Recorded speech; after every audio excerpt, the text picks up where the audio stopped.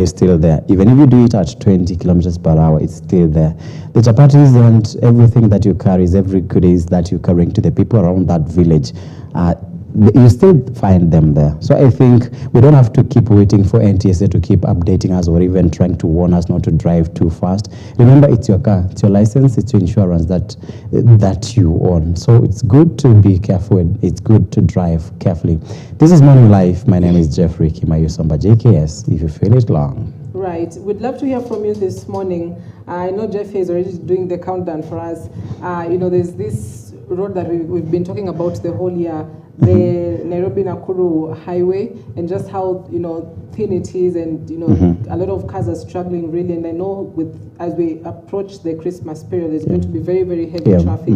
We'd love to hear from you on what do you think and some of the measures the government should take, at least as we near the Christmas period, to just ensure that we are able to facilitate a lot of travel along that particular route. So we'd love to hear from you this morning, and also be taking a look at the newspaper, some of the headlines that we'll be touching on. Please talk to us across our feedback lines. Yes, I remember, sorry, okay. I remember, I think there is Rironi Mau Road. Yeah. I think he commissioned the road yesterday, but I'm looking at the rate at which he's trying to launch projects here and there. Then they stop immediately, he gets back. So we hope that the road will be taken care of.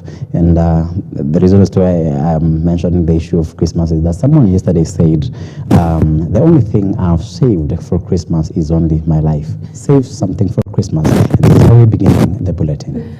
Right, so the government has assured citizens that a cyber attack targeting multiple ministry websites on Monday morning has been successfully contained. Several government platforms, including the Ministries of Interior, Health, Education, Environment, Energy, Labor, and Water, were temporarily inaccessible due to the attack by suspects identifying themselves as PCP Kenya.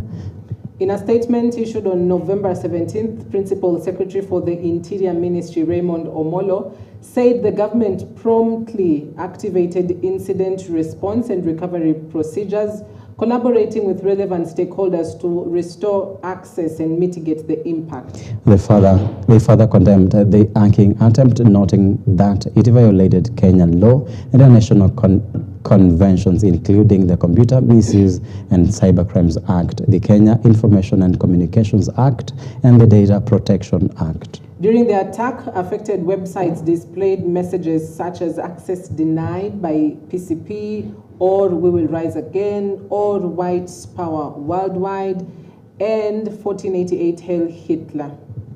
Highlighting the extremist nature of the hackers' communications. Sorry.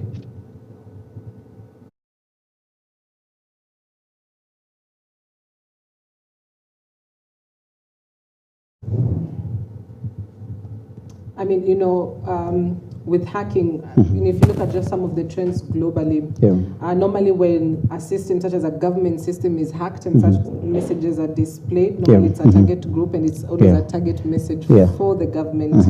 And, if you look at some of those messages, we will rise again, so who's we? And I'm thinking of something. And initially I talked of our president launching projects here and there.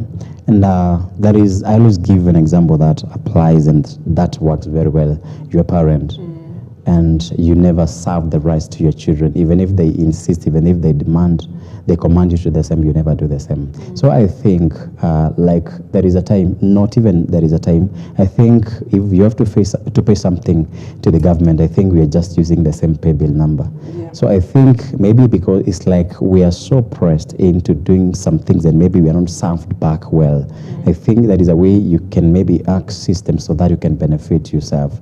And I remember, is it someone from where? I don't remember the country, but I think he hacked bank systems and he was able to withdraw a lot of money. So maybe there is a way of trying to benefit in a reverse way where a country, maybe the key leaders are not supporting back the country. Remember, someone was saying that there is a road somewhere in this country. It is launched just a few days ago, but it is stopped at a certain place.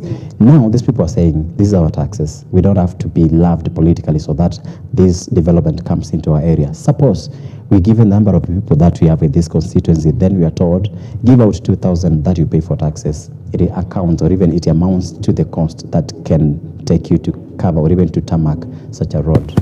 Right.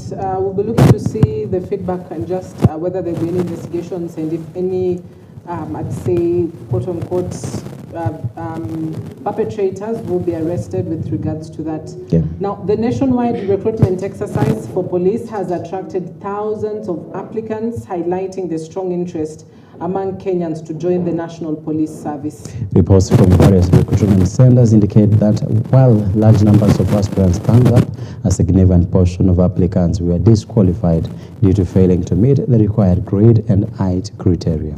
The recruitment drive, which aims to strengthen security across the country, has been closely monitored to ensure transparency and fairness. Authorities emphasize that only candidates who meet the stipulated academic and physical standards will proceed to the next stages of the selection process. While applicants who turned up argue that the process wasn't fair. Mimi hapa kila siku natolewa kwa kusema mimi ni mfupi. Kwa nini? Mimi nimeona mapolisi kama mimi wafupi. Height kwa nini? Hao watu hata saa hizi niko sure hawajazi namba yenye nafaa kuchukuliwa kazi. Lakini mimi niko hapa niko qualified na wananinyima. Nimekubali sina discharge. Tena nikaingia kwa line ya raia kama sasa raia juu niko qualified kwa grade. Akakuja akanitoa tena. Akanitoa kwa kiwanja. Sasa mimi sioni makosa hii recruitment sioni kama ni fair. Huwa nafanya vibarua zangu, so huko tu ndio nitarudi tu, like kama nitaangukia nyota fund pia inaweza nisaidia kujijenga kima projects and what have you. Nobody should be asked to give any bribes, and at this juncture we've not received any credible evidence to show that the exercise has been marred by that malpractices. 1,000 new recruits will seriously complement the staffing challenges that we have been facing, and also it will add to our operational capacity.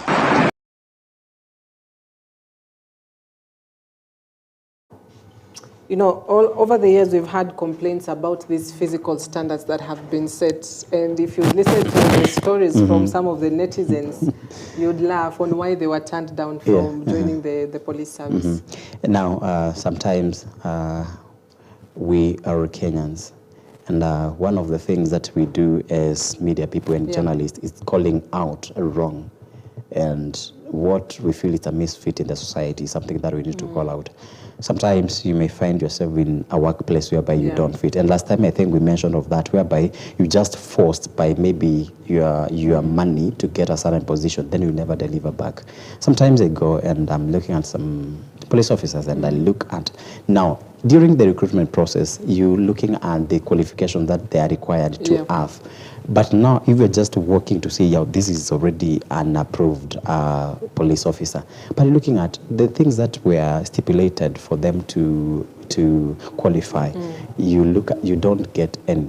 Yeah. And again, I'm asking, men inakuanga nini? But you must have 32. Ama watu wanaomana huko. I mean, it just needs a bit of explaining for us to understand this as well, and what the height has got to do with it. Yeah. I mean, I look at countries like US, and if you're able to see the disparities sometimes in just the height, you also question, you know, is height that important? I could be the best skilled, so what has my height got to do with that? We understand it's the tradition in Kenya, they've done that for a long time. Yeah, but I also understand every trait that they're looking for, maybe for the people being recruited. I think there is a purpose for every trait, and maybe if we look generally at the physical fitness, I think you have to be very active, you have to be very strong, you don't have to be obese. So it applies, but sometimes you may be so strict, and maybe someone who could have succeeded and made something better, maybe they fail because of the irreducible minimums.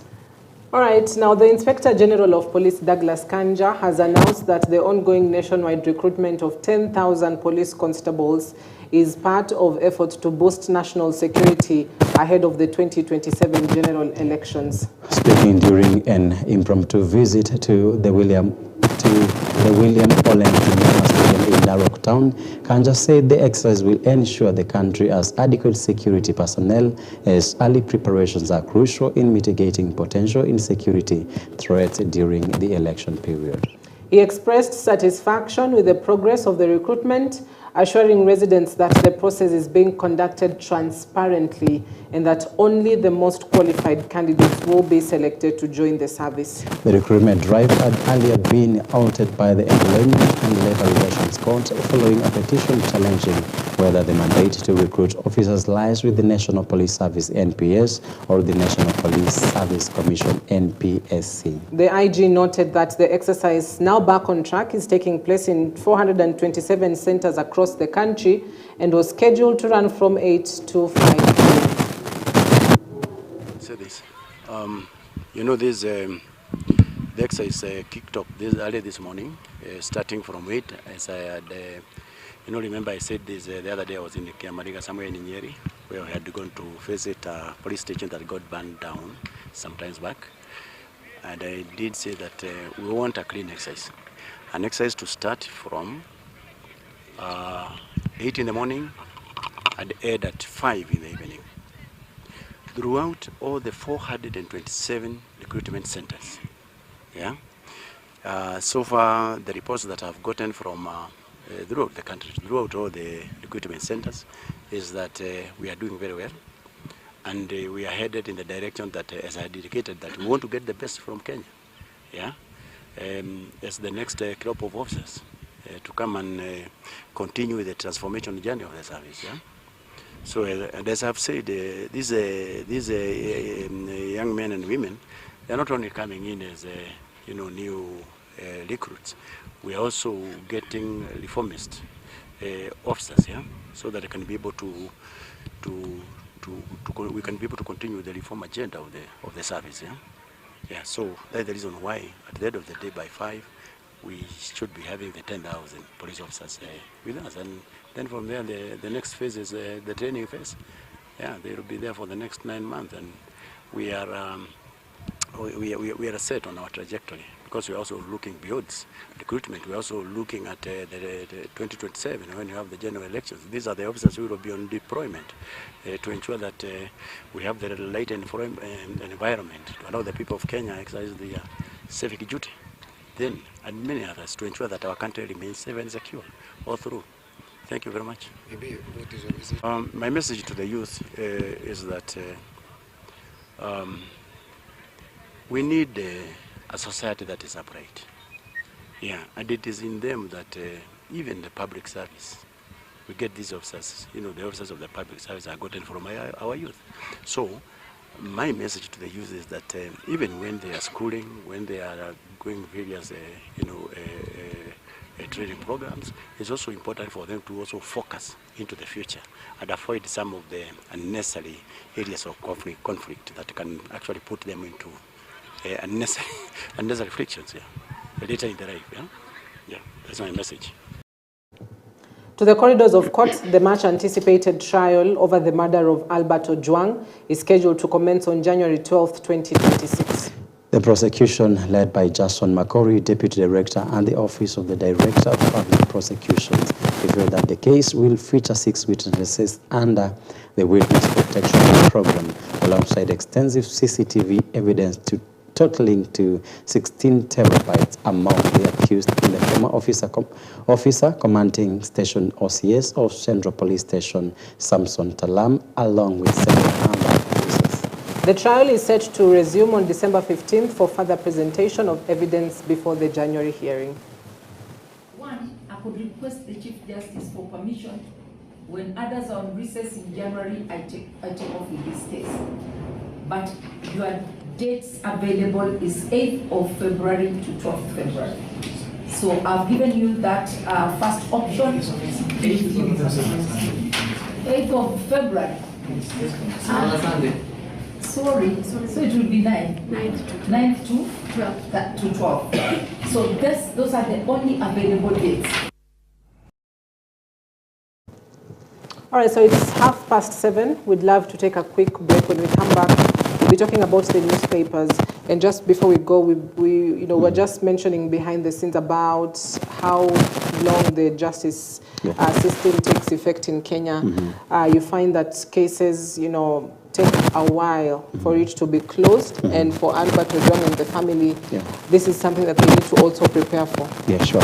And I am looking at how Ojwang died, how he left a very young family, and how vibrant Ojwang was, and how young he was to be able to deliver to, or even be in the position of maybe the very old leaders that we have.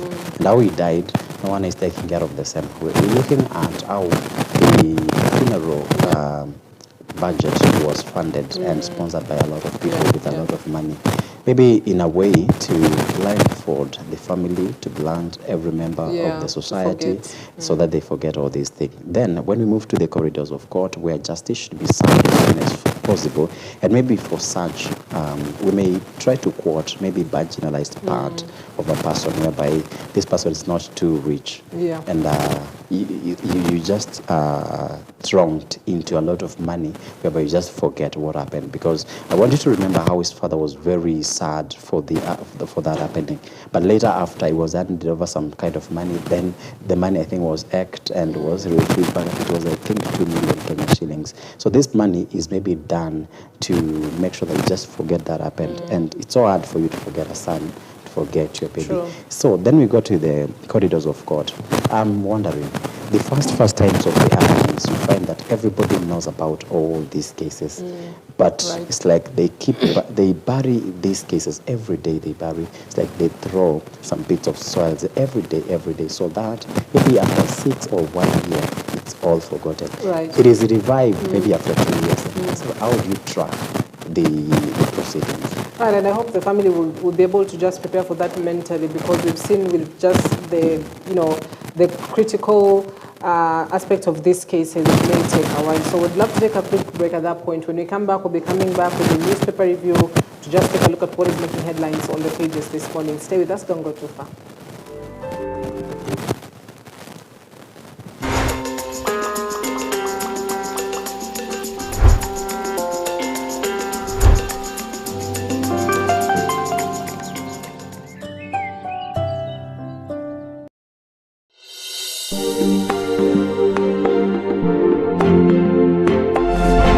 You are watching EBN TV, transforming your world.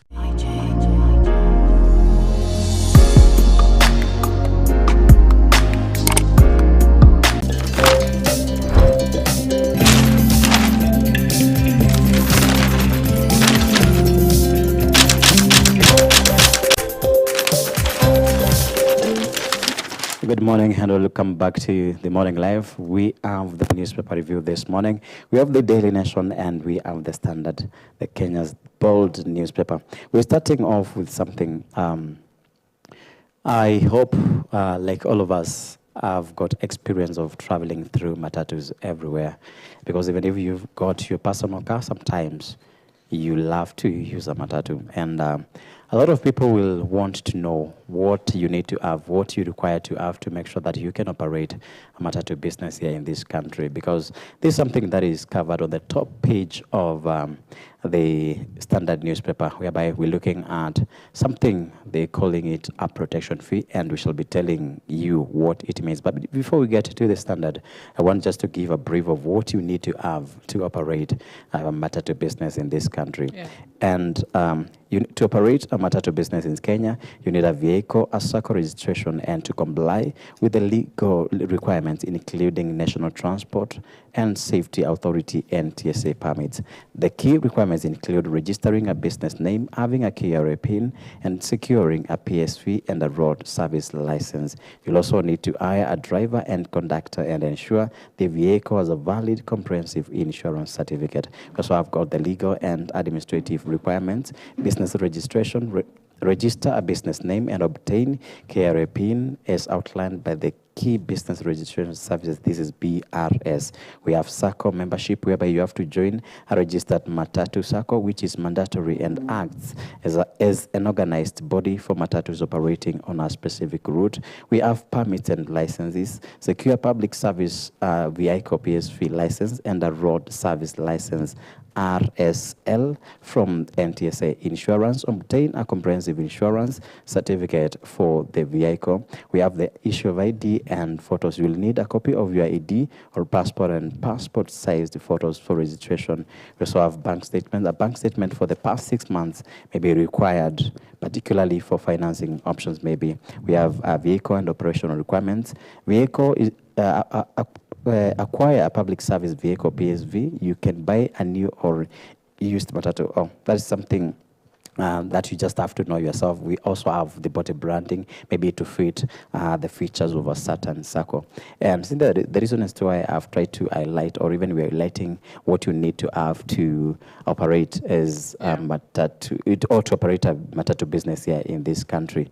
There is something that we've read a lot of things there, but what we're looking at on the first page of the Standard newspaper, ni kitu hatujaona kwa requirements. Yeah. So then the Standard newspaper, it is showing a very good picture of what you're used to seeing like every day. And we're looking at someone, and most of people nowadays are calling it, maybe in Islam, why do you have to assume things to take place? Because the Standard is putting very clear, police bribe racket. And before we discuss with Cynthia something here, I want to read something for you. A hard-eating audit has laid bare a sprawling web of corruption at the heart of the police service, exposing a system where junior officers are handed daily cash targets and Kenyans are shaken down to meet them. The Ethics and Anti-Corruption Commission report paints a picture of institutionalized extortion from matatus and borders to bars and city traders, with officers threatened, transferred, or framed if they fail to deliver. It details bribery cartels, compromised accident investigations, extortion rings, misuse of firearms, decaying infrastructure, and gaps in training, revealing a security system weakened from within. We have 1,000 shillings per week. And this is something you never had. Protection fee demanded from every vehicle. What are you being protected from? Then we have 200 to 1,000 Kenyan shillings. Bribes demanded per stop from matatus on Gong Road route. Cynthia, umeenda umechukua loan. Yeah. Umepewa loan in Platinum. And now, I want you to look at the stops that we have from maybe Gong Road. Maybe Gong Road is a very busy road. It's a very long. It's a long distance from maybe, is it Karen somewhere there, to Nairobi CBD. I want to look at the stops that we have, because as you enter James Minor's Church, Nganga, you may find maybe like 3 police blocks before you enter town. So I'm looking at, if every police demands from that just a small space, they demand 100 bob, that's 300 shillings. Then from Gong Road to that junction, I'm looking at the number of, the amount they'll have given back to them. The worst thing, because I think we have a lot to cover for this issue, we're looking at 1,000. You've done everything. From NTSA, from everybody that requires you, from the SACCOs, then there is a 1,000 fee per week that is demanded for your protection. What are you being protected from? I mean, it's really a very disturbing state of affairs. Yeah. Because I know most Kenyans that use the public transport have seen it actually happen. Yeah. And for me, for instance, I see it on a day-to-day basis. Yeah. Literally every morning when I'm on my way to work, I see it happening. I'll just give a simple example. I use Jogoo Road a lot. And there's a particular spot just near Donholm where especially matatus that pass by, they always prepare in advance. Yeah. You know, they must have 100 shillings on hand. You know, when they are stopped, the matatu conductor gets out, hands it over, comes back, we proceed with the journey. And I was doing a very simple math here on just how they're all really extorting Kenyans. And, you know, this is a small matatu, a 14-seater. Assuming they have charged just 30 shillings as fare that morning. Essentially, just that morning, they have made about 420 shillings. Out of this 400, for one trip, just that one morning. Out of this 420, remove 100 shillings, which has gone to the cops. Essentially, they've just made 320 shillings if this PSV charges 30 shillings. For the buses, the math obviously is a bit higher. It's a 33-seater. If you do that by roughly 50 shillings, for that morning, they've made some good amount of money. Should be more than about 600 shillings. And every single bus and every single PSV matatu that passes, they have to leave behind 100 shillings. Now, if this cop or these cops, because normally they're in groups, have stood there from 5 a.m. because Nairobi matatus start operating as early as 5 a.m. So if they have stood there from about 5 or 5:30 a.m. to 6:30 a.m., how many cars have gone through, right? Could be even 20. You know, I'm just doing an approximation of 20 vehicles have passed through there, and each of these vehicle leaves behind 100 shillings. Just that morning, those guys make at least 2,000 Kenyan shillings just that morning. And I want to prolong. I want to do a very clear analysis from the 420 Kenyan shillings. You've given 100 bomb to the cops. Remember, Makanga ako hapo, driver ako hapo. This vehicle does not use the sunny water. It has to use petrol. It has to use maybe diesel. So if maybe you calculate, you'll find that for one trip, maybe the owner of the vehicle maybe is left with like 70 shillings or even 100 shillings. And we said there is a time ESCC had released a certain report, actually from Jogoo, a place I don't want to mention. And actually in one day they had collected like, I think it was 1 week. I'm not very clear with the duration, but it was around 2 million, something of such a sort. So in short, Cynthia, I want to tell you that a very small route in a day, these cops may collect not less than 100,000. And that's very, I'm actually the lowest.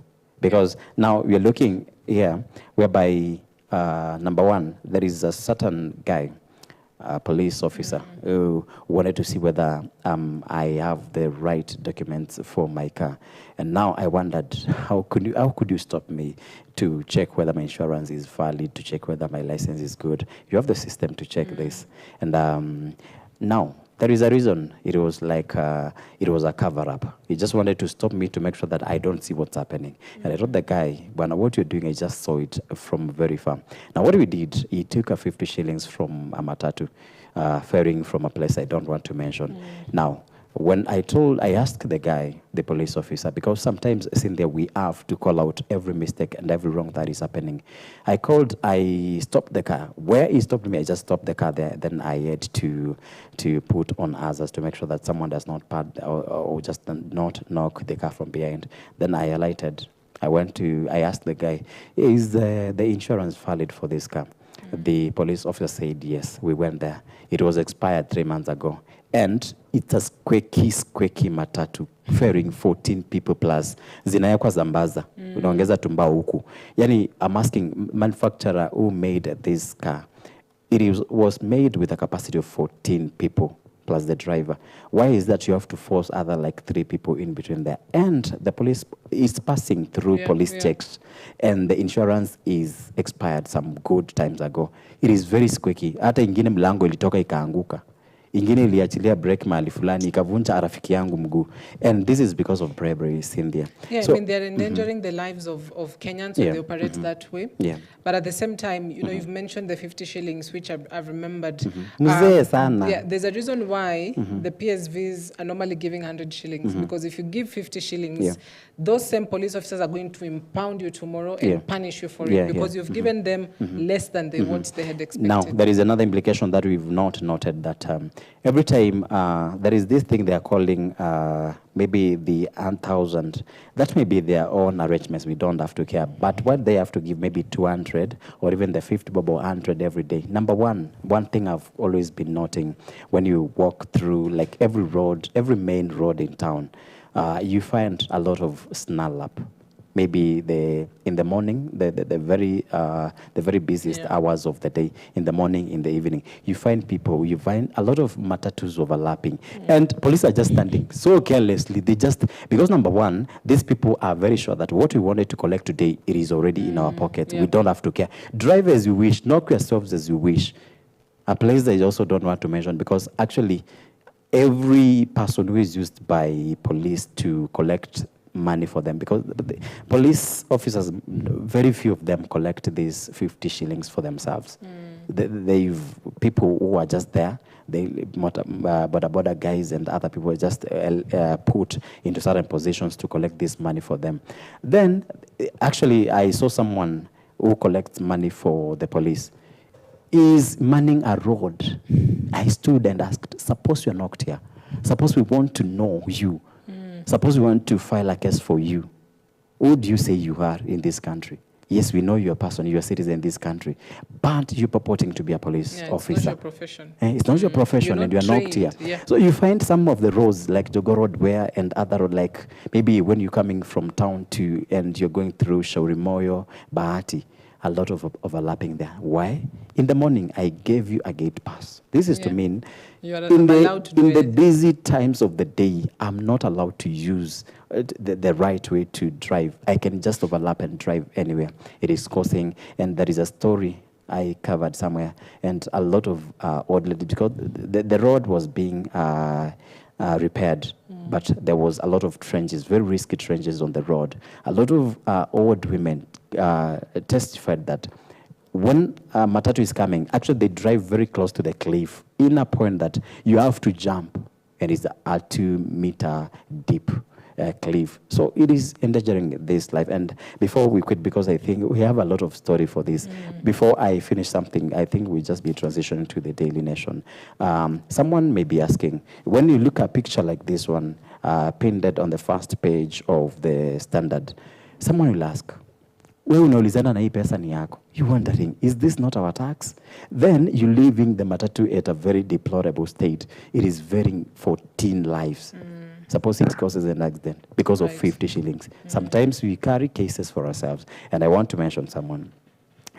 One Reverend Felix Kafoy is always annoyed by these people because, number one, I don't feel how good it is that I forced you to give me your 100 shillings that you could have taken it to your children. Then I'm paid. And I'm not satisfied with what I'm paid. I'm going to an extent of maybe extorting 100 bob from mtu ametoka kuuza maji, Shauri Moyo maybe. It's okay. But now, look here, Cynthia. This is not a traffic police officer. This is a vehicle and is being handed over maybe the 1,000 or maybe 200 shillings. What is the work of different categories of policemen? Then again, we're looking at these people are maybe forcing you to give you something because they are using firearms to threaten you to give something. Have you seen matatu people fight with police officers? What will you do to make sure that we don't have this fight between these people? Because I think you're violating my right, and maybe you feel that I'm not respecting you as a police officer. So we have a lot of stories. We have a lot of things to cover. We have to be very careful and very strict when it comes to the issue of bribe and the issue of transport. Yeah, I'm going to actually call this a silent epidemic in Kenya because, you know, it's... You use matatus and you use different routes and you'd normally see them. By the way, they're even there on Sundays. I remember, you know, one time I was in one of the PSVs heading somewhere and it was on a Sunday morning I was heading to church. And they literally stopped and took the money. And I kept talking with the conductor and I'm like, even on a Sunday, can't you just revere God and say, you know, today is Sunday.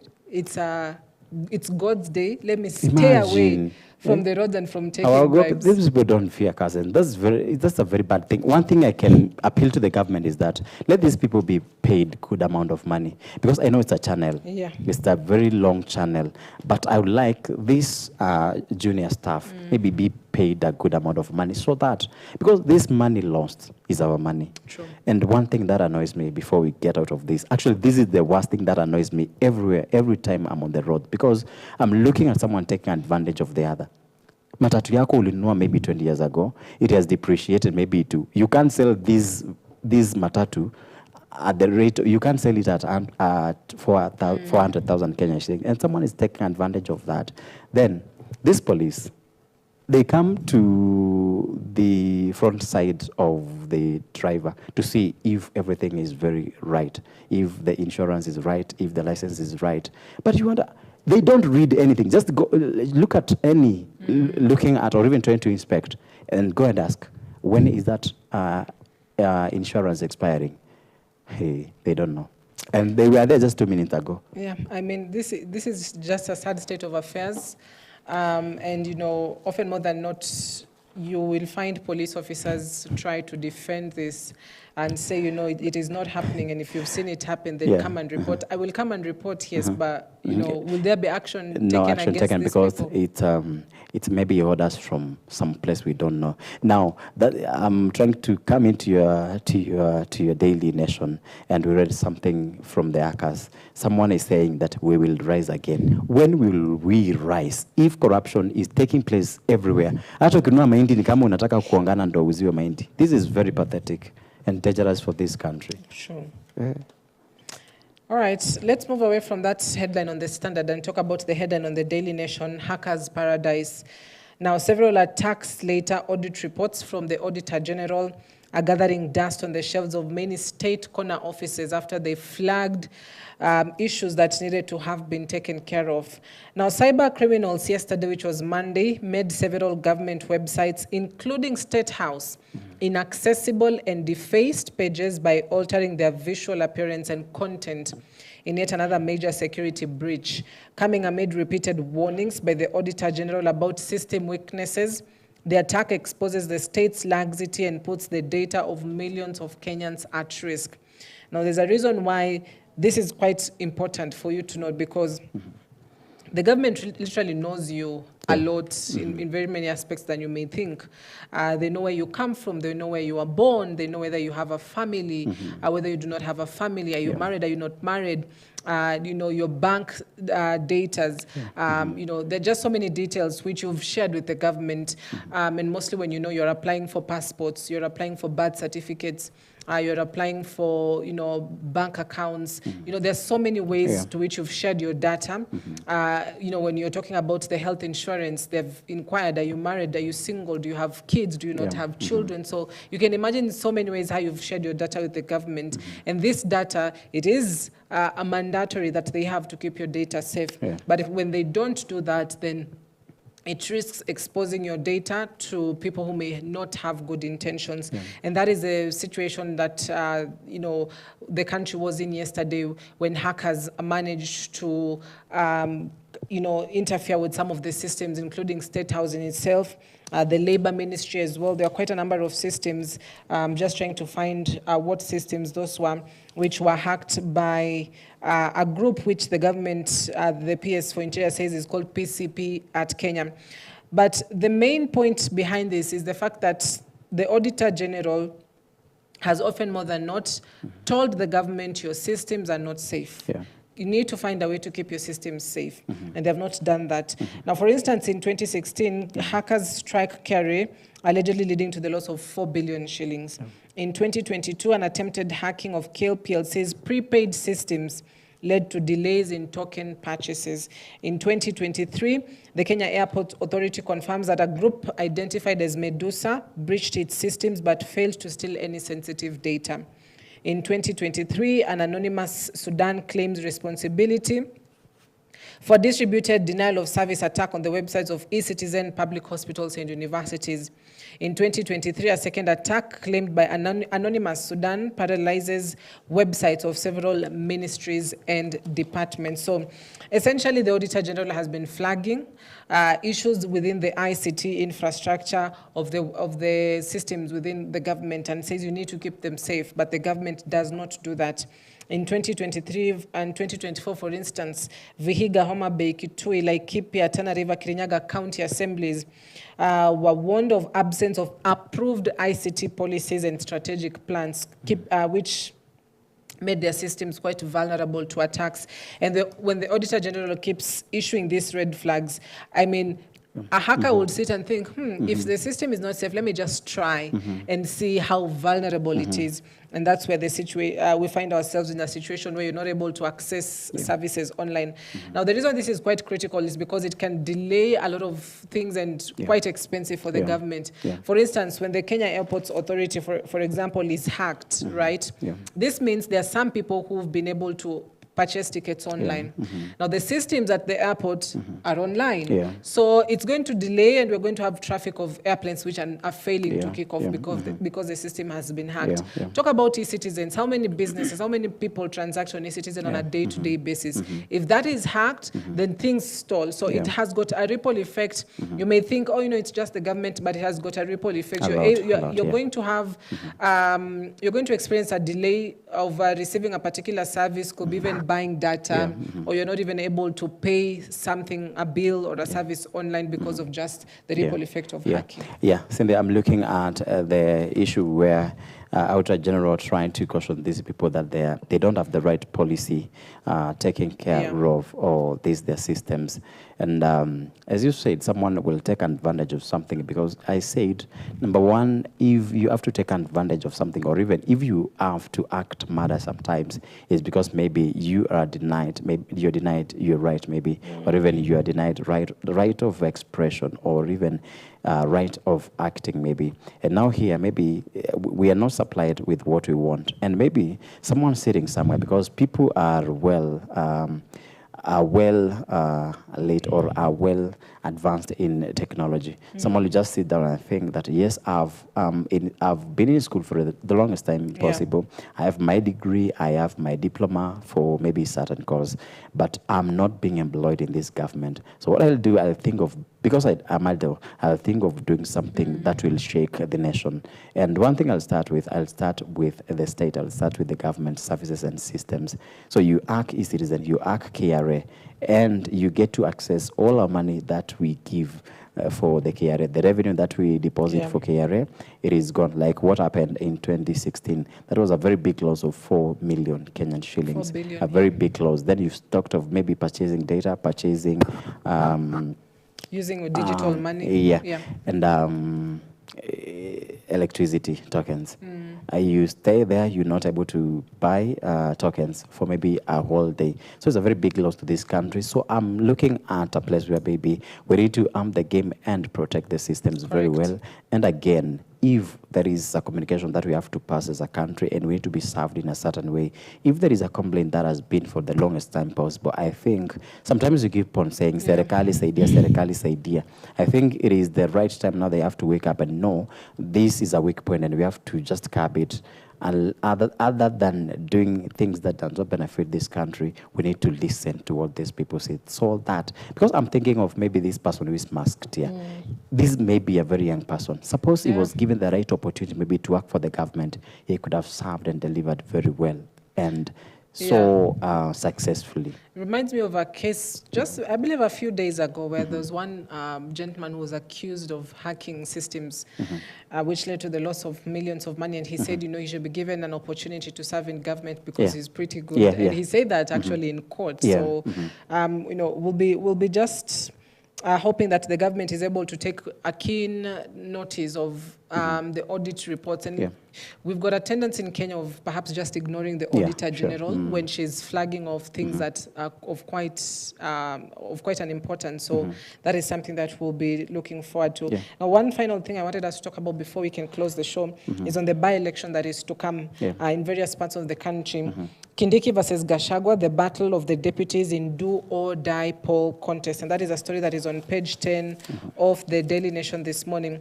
Now, the by-elections, especially two of the regions that have taken a keen interest in the country is Malava and Mbere. and especially Mbere, because this pits DCP versus, not DCP actually, but DP, the Democratic Party, but the candidate is supported by Rigathi Gachagua of DCP, as well as the UDA candidate. In Malava constituency, you've got UDA versus DAPK, Kenya Democratic Action Party of Kenya. So this high-stakes duel as deputies battle for Mbere North seat. Mbere North is in Embu County, which is traditionally a region where Professor Kithure Kindiki is from. Remember, he's from Tharaka Nithi, but has got roots as well in Embu. Now, for Rigathi Gachagua, he's a man from Nyeri, but at the same time, you know, this is still Mount Kenya. So this will perhaps prove a test on whether UDA still has the grasp within the Mount Kenya or it has lost its ground. So pathetic. Whatever yesterday was saying, if Malava does not clinch the position and he loses his job, it is a loss to the Luhya nation, and which maybe I don't trust, but okay. Now I'm looking at Gachagua and Kithure Kindiki, whereby Gachagua yesterday, but one, he mentioned that he is the rightfully elected or put in place a deputy president of this country. Maybe Kindiki was being pinpointed. This is to show that politically, Gachagua has a very big punch on the by-elections that are coming in Mbere. And Ruku is also from the same region. And yesterday, they launched door-to-door campaigns, whereby Gachagua found himself in the home of Ruku's grandmother. He had to leave something that was taking place on a certain media station in the country and to rush to the same place. So this is to mean, and he also complained that he's trying to pick someone who's not professional. So the question is, the nominated or the person who's coming in is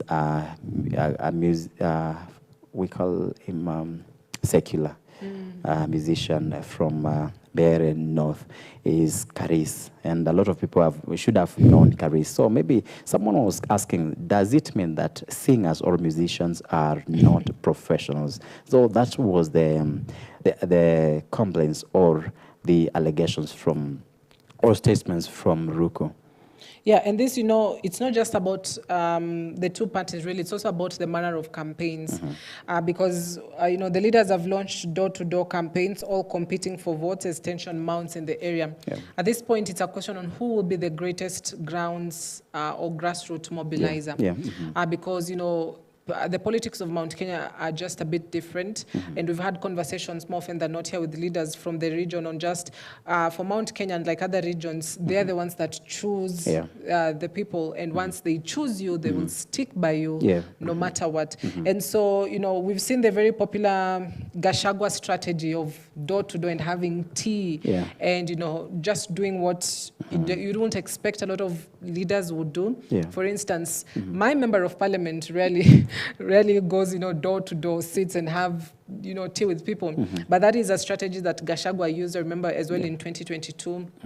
Which I would say worked, because he would go from this home to this home and have tea, you know, and just be humble, you know, anakunywa china. Unajua amenawa mikono, vibandaski. And that's a strategy. You might just think, you know, this is a leader that loves his people. He could be in that position. He loves his people, yes, but it's also a strategy to which you want to sit at the lowest of levels. And maybe a political bait. And so it will be quite interesting to see how this one turns out. We've got just about 9 days to those polls. Should be 27th. And something I'm looking at the strategies that these politicians are using, Cynthia. Remember, I keep on asking people, everything that we amass in this world, if it's not a ticket to heaven, sometimes you have to be very careful.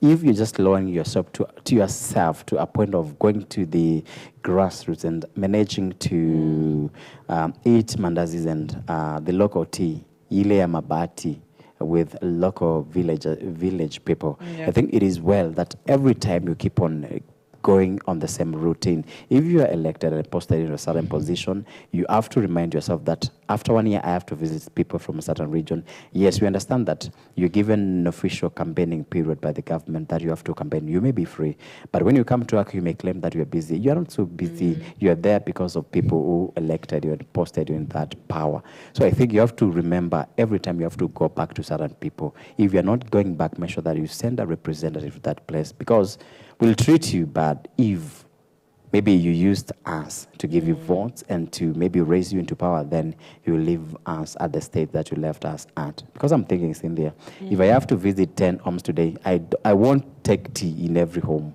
because hiyo tumbo iko wapi? Ama mtaniwekea kwa berika. All right, so we want to wrap it up, but I'd love to, get your feedback on some of the people that have been watching us this morning. We really appreciate you. Lusweti says following, thank you so much. Dina Mwanye as well, good morning. Following, good morning to you too as well. Christopher Atandi here has taken the utmost loyal steps by greeting the whole family. So I will do justice. So Christopher Atandi says, watching live from Borangi, Kenyambi, Kisii, with my wife Lydia Kerubo, Sheila Matiangi, Moranga Mikae, Mama Mungina, na Tata Moranga, pamoja hadi tamati. Have a good day. Have a wonderful day, Christopher. Tutumie miwa bwana. Hey, I mean, you've said hi to the whole family. We appreciate you. Christopher, as well as Kennedy Jumba says good morning as well. And Cheryl Mageni, who says, following the traffic police are just something else. I mean, that is as well a relation to the story on the Standard newspaper. So we'd love to wrap it up at that point. But before we go, this thing is annoying everyone. And someone was telling us, was advising that he was looking at a point where maybe he wants to start the business of operating a matatu in town. I told this guy, I feel it's better you just open like Kibadaski somewhere and you do something. Because before you start getting something into this, because you have to be known by, why should you be known by every police officer manning every station, not station, manning every stop, so that maybe you'll be able to transact. And NTSA has given you the rights, has given you the requirements and documents for you to operate a business. So it is hectic. It's very much hectic. And we're looking at a driver, and I look at them, Cynthia, can you look at our driver? He's dressed, and you just want to keep on. You're extorting them every now and then. Every time they stop near you, hey, bwana. Very hectic. mean, it's a disturbing issue. It's definitely a disturbing issue. And because a lot of people can relate, you've seen this happen. You've probably commented on it in the matatu as you are moving, or in the PSV as you are moving. So it's something that really annoys and frustrates a lot of Kenyans. Yes. What is the rate of police to citizens? I wouldn't know. It is, I think, 1 police against 7 people. Now, my question is, we need to strike debates whereby we come 7 people to 1 police officer and we challenge these people. Yeah, which ideally and ideologically, because I don't think as to why, if we stand together and say, I will never panda a matatu, which is giving the 100 bob, unless there are circles, there are some payments that are paid to circles that we agree. But if only you're granting this money to a police officer or someone who is made there as a cover-up, I don't think whether we should allow that. So I think we need to sit up as a country and say, we need to call out some wrongs. And if we do it generally as a country, the bigger percentage of us are voters and citizens, normal citizens, and we're the people who use the very local services. So if we use them, we can also sit down, debate, and say this is something that we won't allow from certain, maybe ministries, from certain people, from certain departments, and it will be good. Yeah, indeed. So we call it a morning right here, but don't go too far. At the top of the hour, we have Your Faith Today. That is from 9 a.m., so stick around for that. My name is Cynthia Nanjala. Have yourself a blessed morning ahead. Thank you for watching. And remember, I said yesterday that we've been nominated for Tukuza Awards. To vote for EBN TV Kenya as the best Christian TV of the year 2025. Kindly, nominee ID is TK456. And the paybill number is 4141245. And for Radio Mshindi, it is the same paybill number, which is 4141245. And the nominee ID is TK457. Can we enjoy together? We bring transformation from EBN and Nyumbani kwa Washindi, Radio Mshindi. This is Morning Live. My name is JKS. We'll be meeting later. Don't go too far. We are of your faith today with Reverend Felix Kavoy.